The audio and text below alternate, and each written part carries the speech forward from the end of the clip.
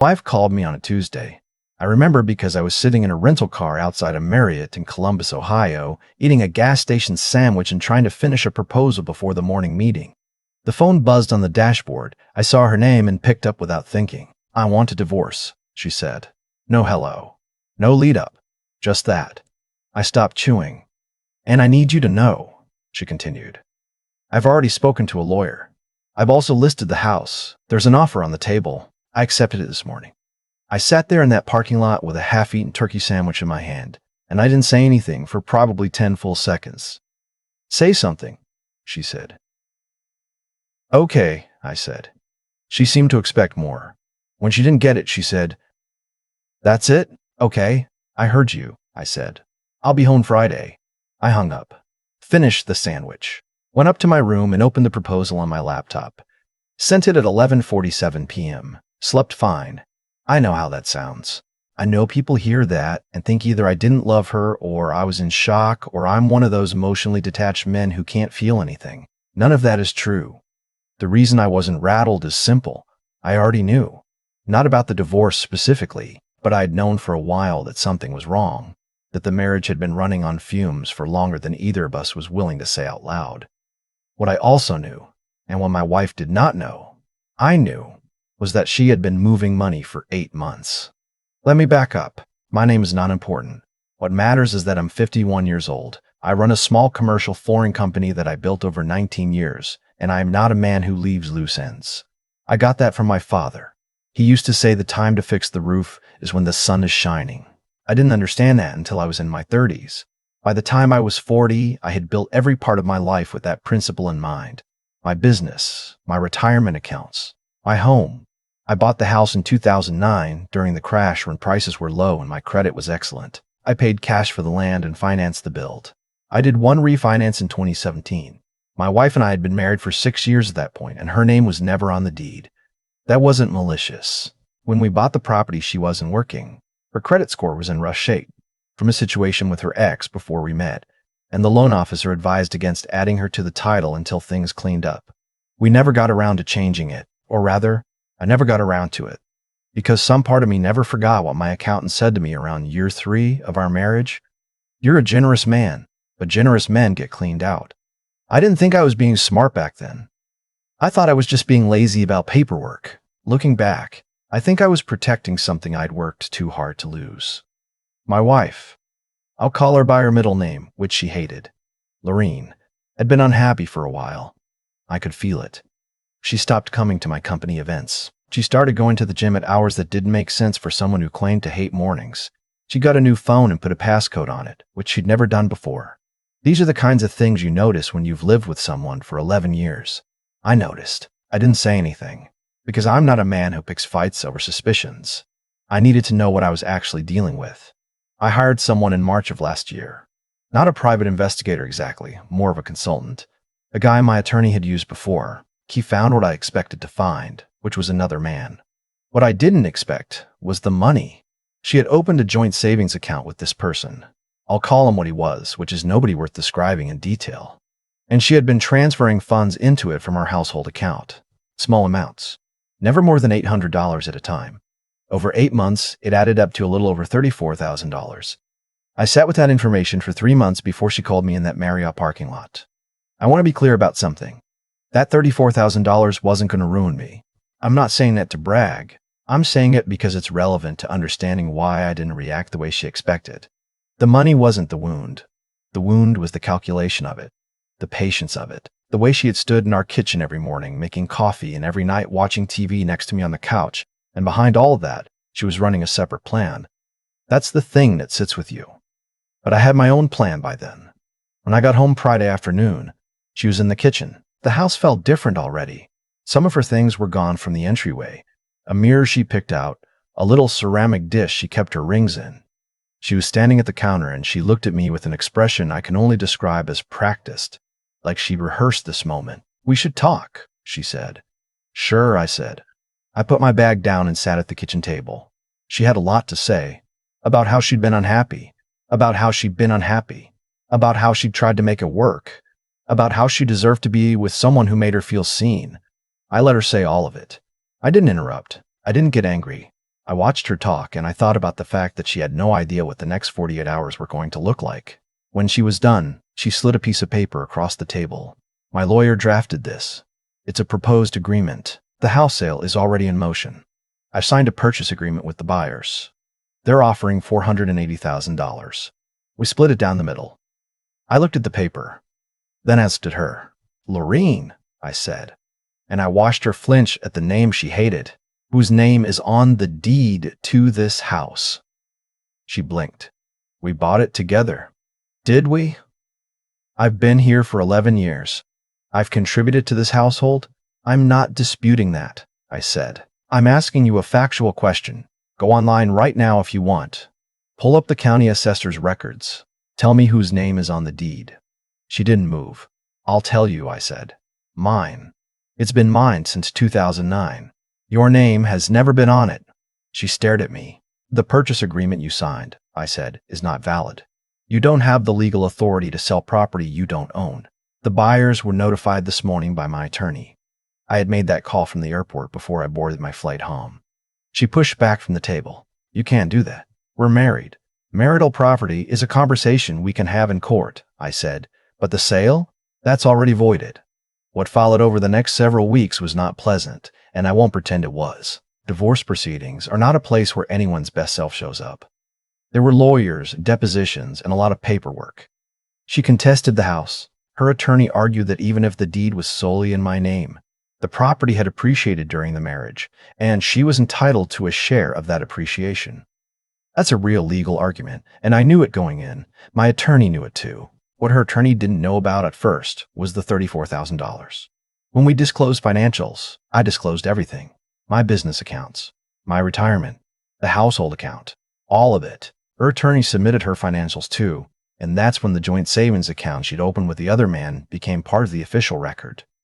She had to explain it. Her explanation was that it was money she had saved from her personal allowance, which was technically true. I had always given her a monthly amount for personal expenses, no questions asked. The problem was that the transfers out of our joint household account were documented, traced, and categorized as marital funds diverted without consent. Her attorney tried to reframe it. My attorney didn't let them. The judge wasn't particularly sympathetic after that. She could have come out of this with a meaningful share of the home appreciation. Was a fair division of our other assets. Instead, by the time everything was finalized, she received a percentage of the household assets that reflected what the court described as her unilateral dissipation of marital funds. She also had to return the $34,000 with interest. The house stayed with me. Her attorney's fees came out of her settlement. He, the other man, he didn't escape either. He was named in the proceedings as the recipient of those transferred funds. His attorney sent a letter. My attorney sent one back. He quietly returned the money rather than deal with what came next. I sold the house 8 months after the divorce was finalized. Not because I had to, because I wanted to. 19 years is a long time to spend maintaining something, and I was tired of the lawn. I bought a smaller place about 40 minutes outside of town, near a lake, and on most mornings I drink my coffee on the back porch and watch the water. I'm not going to tell you I came out of this without any damage. That would be a lie. 11 years is 11 years. There are things I miss. Not her exactly, not who she turned out to be, but who I thought she was, or maybe who I used to be when I believed in her. That kind of loss doesn't have a line on a financial disclosure form. But I'll say this. My father was right. The time to fix the roof is when the sun is shining. I fixed mine years before the storm showed up. That's the only reason I had anything left when it passed. There's something I haven't mentioned yet, and it matters. About 3 weeks after I got home from Columbus, before the formal filings had started, I got a call from my daughter. She's 23, from my first marriage, lives in Portland now. She'd seen some things on social media. Apparently, my wife had been publicly posting about her new beginning before the ink was even close to dry on anything. My daughter was furious on my behalf in the way that only adult children can be. That particular blend of protectiveness and outrage. "Are you okay, Dad?" she asked. I told her I was fine. "You don't have to pretend," she said. "I'm not pretending," I said. "I'm genuinely okay." There was a pause. Then she said, "Did you know? Before she called you?" I thought about how to answer that. "Let's just say I wasn't caught off guard," I said. She laughed a little. That same laugh her mother had, the one that starts in her nose. And she said, Of course you weren't. I don't know if that's a compliment or not. I think it's both. The thing people always ask when they hear this story is, why didn't you confront her sooner? Why wait? Why let it keep going for 3 months after you had the information? Here's my answer.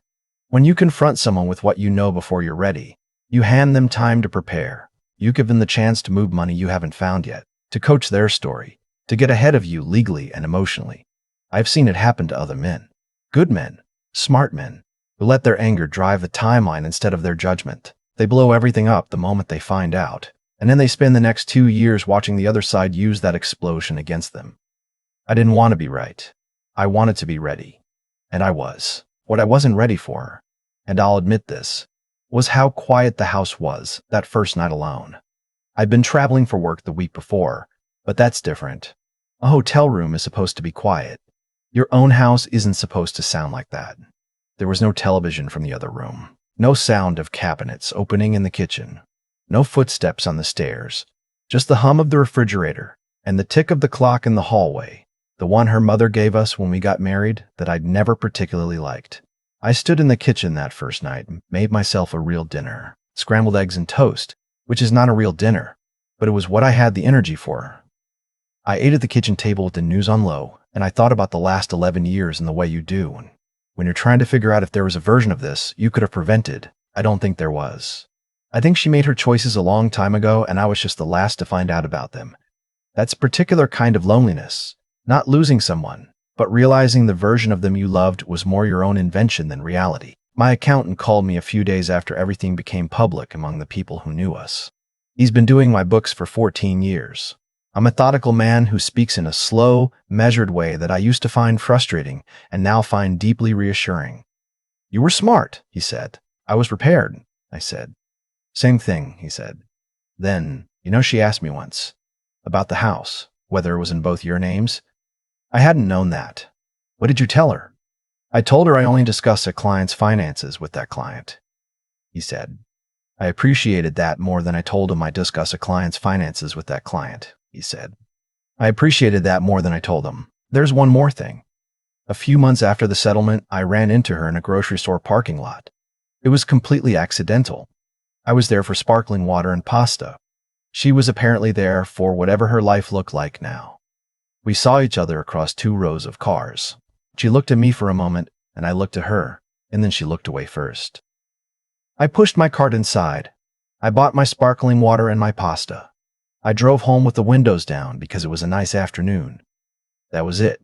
That was the whole thing. I've thought about that moment more than I expected to, not with anger, not even with sadness, exactly, just with the mild, distant feeling of something being completely over. Like finding a receipt from a restaurant you used to love that closed down. You remember it. You don't need to go back. I'm writing this down because I know there are men out there right now, sitting in rental car parking lots getting phone calls they weren't expecting. Maybe the situations aren't the same. Maybe the finances are different, the details are different, the amount of time is different. But if any part of what happened to you feels familiar, I want you to hear this. Don't react. Prepare. Get quiet. Get organized. Find out what you're actually dealing with before you say a single word that can be used against you. Talk to an attorney before you talk to her.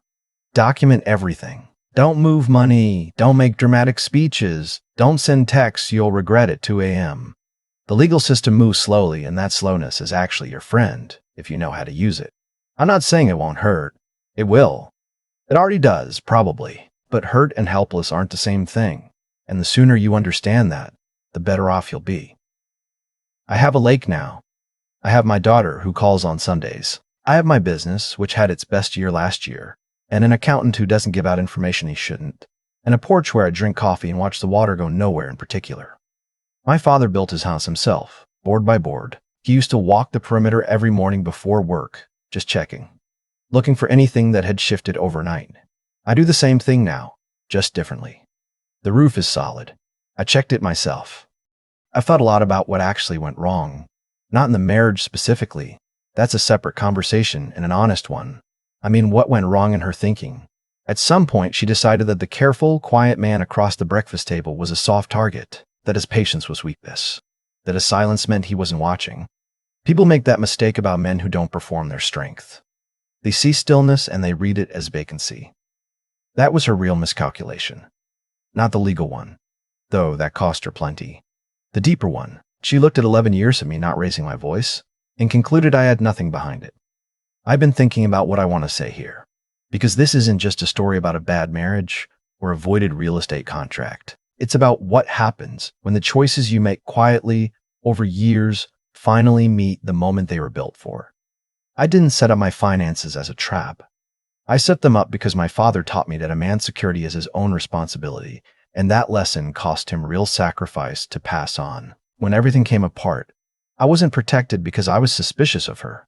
I was protected because I had been disciplined about my own life long before she was ever in it. That's the part I want people to hear, not the outcome, the habit.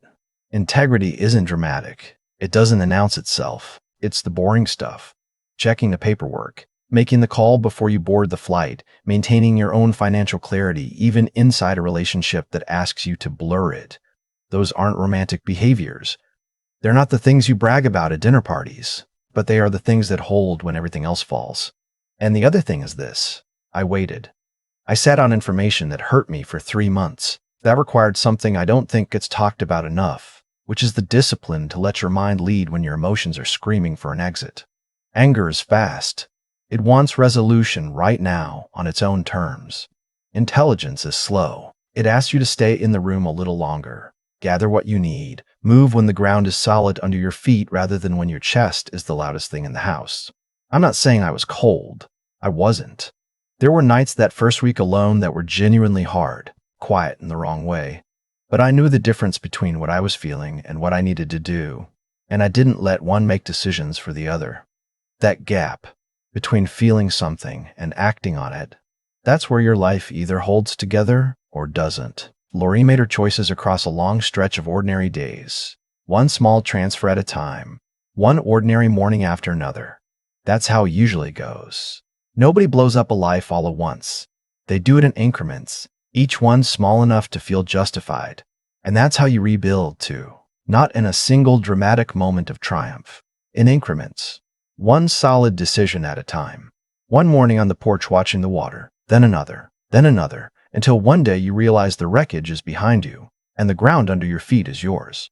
My daughter called last Sunday. She's doing well. We talked for 40 minutes about nothing important and everything that was. Before she hung up, she said, "You sound like yourself again, Dad." I told her I'd been myself the whole time. I just had to wait for the noise to clear so she could hear it.